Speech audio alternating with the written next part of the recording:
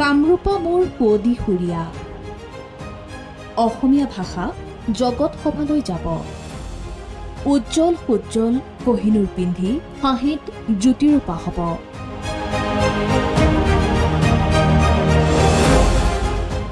ৰূপকোঁৱৰে কৈ যোৱা সোণসেৰীয়া বাটেৰে যেন আজি জগত সভালৈ যাত্ৰা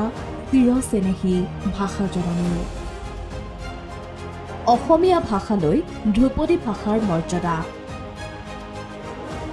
অসমীয়া ভাষালৈ আগবঢ়োৱা এই স্বীকৃতি কেন্দ্ৰীয় কেবিনেটৰ অনুমোদনৰ পাছতেই ৰাজ্যজুৰি উলাহৰ জোৱাৰ এক দীঘলীয়া পৰিক্ৰমা আৰু নিজৰ জাতি মাটি ভাষাক প্ৰাণ ভৰি ভালপোৱা কেইগৰাকীমান বিশিষ্ট ব্যক্তিৰ নিৰলস প্ৰচেষ্টাৰ অন্তত ধ্ৰুপদী ভাষাৰ স্বীকৃতিৰ ক্ষেত্ৰত অসমীয়া ভাষাই লাভ কৰিলে কেন্দ্ৰীয় কেবিনেটৰ অনুমোদন আজিৰ দিনটোত অসমীয়া ভাষা সংস্কৃতিৰ বাবে এক অভূতপূৰ্ব প্ৰাপ্তিৰ দিন খন্তেক সময় আগতে ভাৰতৰ প্ৰধানমন্ত্ৰী নৰেন্দ্ৰ মোদী ডাঙৰীয়াৰ অধ্যক্ষতাত কেন্দ্ৰীয় কেবিনেটে অসমীয়া ভাষাক ক্লাছিকেল লেংগুৱেজৰ মৰ্যাদা প্ৰদান কৰিছে কেইগৰাকীমান স্বাভিমানী অসমীয়াৰ দীঘলীয়া সংগ্ৰামৰ পাছত এই খবৰ সন্তুষ্টি প্ৰকাশ অসম সাহিত্য সভাৰ প্ৰাক্তন সভাপতি তথা বিশিষ্ট সাহিত্যিক কুলধৰ শইকীয়াৰ ভাৰত চৰকাৰৰ নীতি নিয়ম মতে এটা ভাষাক যদি তুমি ধ্ৰুপদী ভাষা বুলি স্বীকৃতি দিব লাগে তেতিয়া সেই ভাষাটোৰ সম্পৰ্কত ইয়াৰ প্ৰাচীন ইতিহাস সেই ভাষাটো মৌলিক হয় নে নহয় বিভিন্ন মানুহে এই ভাষাটো কিমান বছৰ 1500 বা 2000 বছৰ কথা ক'ব লাগিব বা পুৰণি হ'ব লাগিব এই গোটেইবিলাক তথ্য সহকাৰে দাঙি ধৰিব লাগে এখন প্ৰতিবেদনত যেহেতুকে আমি পঠোৱাৰ 2-3 বছৰলৈ মই বিশেষ কোনো আগবঢ়া যেন নাপালোঁ সেইকাৰণে যোৱা এই বছৰৰ জুলাই 9 তাৰিখে প্ৰধানমন্ত্ৰী ডাঙৰীয়ালৈ চিঠি লিখিছিলোঁ যে এইটো কাম অতি সোনকালে হ'ব লাগে সেই হিচাপে মই শুনা মতে তাৰ পাছতে ভাষা সমিতিৰ মিটিং হ'ল আৰু তাত আমাৰ ভাষাটো অনুমোদিত হ'ল আৰু এতিয়া চৰকাৰৰ ফালৰ পৰা এই সিদ্ধান্ত লৈছে মই ভাবিছোঁ এইটো এটা বৰ ডাঙৰ সিদ্ধান্ত আৰু আমাৰ অসমীয়া ভাষাৰ কাৰণে এটা বৰ ডাঙৰ যুগান্তকাৰী পদক্ষেপ এই স্বীকৃতিৰ ক্ষেত্ৰত অসম প্ৰকাশন পৰিষদ সাহিত্য সভাৰ আছে বৃহৎ অৰিহণা চৰকাৰৰ নেতৃত্বত অসম প্ৰকাশন পৰিষদে গঠন কৰিছিল এই সমিতি এই সমিতিৰ অন্যতম সদস্য আছিল অধ্যাপক ভাস্কৰজ্যোতি শৰ্মা বৰভাগ মহাবিদ্যালয়ৰ বুৰঞ্জী বিভাগৰ মুৰব্বী অধ্যাপিকা ডক্টৰ নন্দিতা দেৱী তেওঁলোকে আমাক ৰাখিছিলে কমিটিত প্ৰকাশন পৰিষদে এখন আনুষ্ঠানিকভাৱে কমিটি এখন তৈয়াৰ কৰি দিছিলে যেহেতু ইয়াত আনুষ্ঠানিকতা অতি প্ৰয়োজন আৰু আনুষ্ঠানিকতা নহলে গোটেই প্ৰক্ৰিয়াটো আগবঢ়াই নিয়াৰ অসুবিধা হয় সেইটো প্ৰকাশন পৰিষদে বুজিছিলে আৰু সেই সময়ৰ মাননীয় প্ৰকাশন পৰিষদৰ অধ্যক্ষ সেই সময়ৰ মাননীয় শিক্ষামন্ত্ৰী হিমন্ত বিশ্ব শৰ্মা ডাঙৰীয়াৰ পৃষ্ঠপোষকতাত আচলতে গোটেই কামখিনি হৈছিলে আমি এনেকে ইতিহাসৰ মানুহ লিটাৰেচাৰৰ মানুহ আৰু মই নিজে ভাষা বিজ্ঞানৰ বিষয়ে গৱেষণা কৰি আছো গতিকে গোটেইখিনি মিলাই আমি কামখিনি কৰিবলৈ যত্ন কৰিছিলোঁ যাতে ইয়াক আমি প্ৰতিষ্ঠা কৰিব পাৰোঁ 1500 পৰা 2000 বছৰ পুৰণি বুলি হয় এনেকুৱা ধৰণে আমি কামখিনি আগবঢ়াইছিলোঁ আচলতে বহুদিন আগতে এই বিষয়টোত কিবা এটা প্ৰসংগত আমাৰ মাজত ওলাইছিল আৰু তেতিয়া আমি প্ৰকাশন পৰিষদৰ জৰিয়তে এটা এবষ্ট্ৰেক্ট প্ৰেৰণ কৰিছিলোঁ আৰু এবষ্ট্ৰেক্টটো তেওঁলোকে একচেপ্ট কৰাৰ পিছত আমাক পূৰ্ণাংগ ডকুমেণ্ট এখনৰ হৈ কাম কৰিবলৈ দিছিল মই ইতিহাসৰ ব্যক্তি হিচাপে আমাৰ অসমীয়া ভাষাৰ প্ৰাচীনত্বৰ কাৰণে যিখিনি ঐতিহাসিক বেকআপ দিব লাগে হিষ্টৰিকেল ডাটা বেকআপখিনি সেইখিনি কাম কৰিছিলোঁ আৰু সেইধৰণে কামটো আগবাঢ়িছিল আৰু এই গোটেই কথাখিনি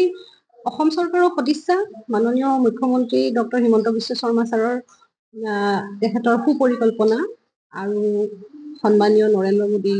মহোদয়ৰ সদিচ্ছাত সম্ভৱপৰ হৈ উঠিল আৰু এইটো নিশ্চয় অসমবাসীৰ কাৰণে এটা ঐতিহাসিক দিন হৈ ৰ'ব অসমীয়া প্ৰাণৰ ভাষালৈ ঐতিহাসিক স্বীকৃতি অসমবাসীৰ বাবে এয়া এক গৌৰৱৰ দিন এই গৌৰৱময় ক্ষণত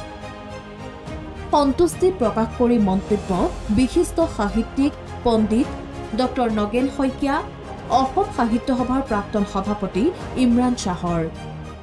হ'ল আৰু যিটো আমাৰ ভাষা হিচাপে আমাৰ সেইটো প্ৰাপ্ত আছিল। ভাৰতবৰ্ষৰ ভিতৰতে অন্যতম পুৰণি ভাষা। ৰামায়ণ যেতিয়া অসমলৈ অনুবাদ হৈছিল তেতিয়া ভাৰতৰ ক'ত ক'ত হৈছিলে? এই যিসকলে আমাতকৈ আগতে স্বীকৃতি পালে তাত কাৰোবাৰ হৈছিল নে? মই ধ্ৰুপদী ভাষাৰ যিটো স্থান, সেই স্থান অসমীয়া ভাষাই লাভ কৰাৰ কাৰণে সঁচাকৈয়ে আনন্দ পাইছোঁ। আজি ৰাতিপুৱা খবৰটো পায়েই মই আনন্দ পাইছোঁ যে এইটো উৰিষ্যাই যেতিয়া পাইছিলে উৰিয়া ভাষাই, সেই সময়তে পাব লাগিব বুলি মই কাগজত লিখিছিলোঁ যে অসমীয়া উৰিয়া ভাষাই যিটো পাইছে স্থান, সেই স্থান অসমীয়া ভাষাই পাব লাগে। কিন্তু সেই সময়ত আমাৰ বোধ কৰোঁ কাম কৰা মানুহৰ খুব অভাৱ আছিল। জগত সভালৈ আইৰ মুখৰ ভাষা প্ৰশস্ত হ'ল অসমীয়া ভাষা সাহিত্যৰ উত্তৰণৰ পথ। সামগ্ৰিকভাৱে ই গোটেই ভাৰততে অসমীয়া ভাষাৰ ভাৰতৰ যিবিলাক কেন্দ্ৰীয় বিশ্ববিদ্যালয় তাত অসমীয়া ভাষাৰ আসন থাকিব। অসমীয়া ভাষাৰ গৱেষণাৰ কাৰণে আমি ভাৰত চৰকাৰৰ পৰা প্ৰত্যক্ষভাৱে আমি সহায় পাম। গতিকে এই গোটেই প্ৰক্ৰিয়াটোৱে ভাষাটোক অকল অসমতে নহয় ভাৰতৰ বিভিন্ন পৰ্যায়ত বা বিশ্বৰ বিভিন্ন ক্ষেত্ৰত আমি ইয়াক বিকাশ সাধন কৰিবলৈ, প্ৰচাৰ কৰিবলৈ, প্ৰসাৰ কৰিবলৈ আমি সুবিধা পাম। উল্লেখ্য যে ভাৰতৰ ধ্ৰুপদী ভাষাৰ মৰ্যাদা পোৱা ভাষা হ'লগৈ 11টা। পূৰ্বে 6টা ভাষাই লাভ কৰিছিল ধ্ৰুপদী ভাষাৰ মৰ্যাদা। 2004 চনত তামিল ভাষাক দিয়া হৈছিল প্ৰথম মৰ্যাদা। পৰৱৰ্তী সময়ত ধ্ৰুপদী ভাষাৰ মৰ্যাদা তেলেগু, সংস্কৃত। পূৰ্বে কানাড়া, মালায়ালাম, উৰিয়া ভাষাকো ধ্ৰুপদী ভাষাৰ মৰ্যাদা। মাৰাঠী, পালি, প্ৰাকৃত, বেংগলীকো ধ্ৰুপদী ভাষাৰ মৰ্যাদা। বৃহস্পতিবাৰে কেন্দ্ৰীয় কেবিনেটৰ সিদ্ধান্তৰ পিছতে প্ৰধানমন্ত্ৰীক ধন্যবাদ মুখ্যমন্ত্ৰী ডক্টৰ হিমন্ত বিশ্ব শৰ্মাৰ। কেন্দ্ৰীয় চৰকাৰক কৃতজ্ঞতা কেন্দ্ৰীয় মন্ত্ৰী সৰ্বানন্দ সোণোৱালৰ। মই সেই ঐতিহাসিক ক্ষণৰ সাক্ষী হৈ লোৱাৰ সৌভাগ্য হ'ল। কাৰণ যেতিয়া এই প্ৰস্তাৱটো পাঠ কৰা হৈছিল মাননীয় প্ৰধানমন্ত্ৰী নৰেন্দ্ৰ মোদী ডাঙৰীয়াৰ সন্মুখত, এই প্ৰস্তাৱটো পাঠ কৰাৰ লগে লগে স্বাভাৱিকতে অসমীয়া হিচাপে অসমীয়াৰ যিটো স্বাভিমান, আই কোলাত শিকা যিটো ভাষা, আজি এনেধৰণে ধ্ৰুপদী ভাষা হিচাপে যিটো মৰ্যাদা লাভ কৰিলে, এই কথাষাৰে প্ৰতিগৰাকী অসমীয়াক আজি গৌৰৱান্বিত কৰি তুলিছে। ব্যুৰো ৰিপৰ্ট, প্ৰথম খবৰ।